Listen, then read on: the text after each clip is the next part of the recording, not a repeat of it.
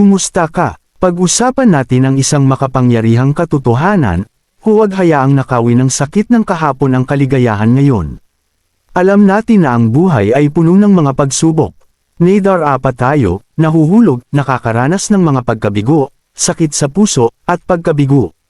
Pero heto ang masakit, ang pagmumuni-muni sa sakit ng kahapon ay nag-aagaw lamang ng kasiyahan at potensyal ngayon.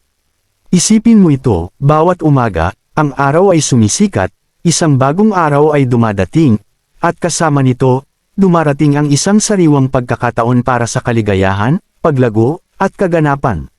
Ngunit kung tayo ay masyadong abala sa pagtingin sa likod sa mga anino ng kahapon, nawawalan tayo ng kislap at potensyal ngayon. Totoo, maaaring mahirap ang nakaraan. Marahil ay hinarap mo ang pagtanggi, pagkabigo, o pagkawala. Ngunit narito ang ganda nito, nabuhay ka. Narito ka ngayon, mas matatag, mas marunong, at handang harapin ang anuman ang darating sa iyong buhay. Kaya, sa halip na hayaan na ang multo ng kahapon ang magpakatatakot sa iyong kasalukuyan, bakit hindi mo ito pagtuunan ang mga pagpapala, mga tagumpay, at mga maliit na tagumpay ngayon? Ipagdiwang ang mga sandaling pumapalakpak ang iyong puso, yakapin ang mga taong nagbibigay inspirasyon sa iyo, at tamasahin ang simpleng kaligayahan na nagbibigkis sa iyo. Tandaan, ang kaligayahan ay hindi tungkol sa kawalan ng sakit, ito'y tungkol sa paghahanap ng kapayapaan at kasiyahan sa gitna ng mga unos ng buhay. Ito'y tungkol sa pagpili na makita ang kagandahan sa kaguluhan, ang pilak na linya sa mga ulap, at ang pag-asa na sumisiklab kahit sa pinakamadilim na gabi.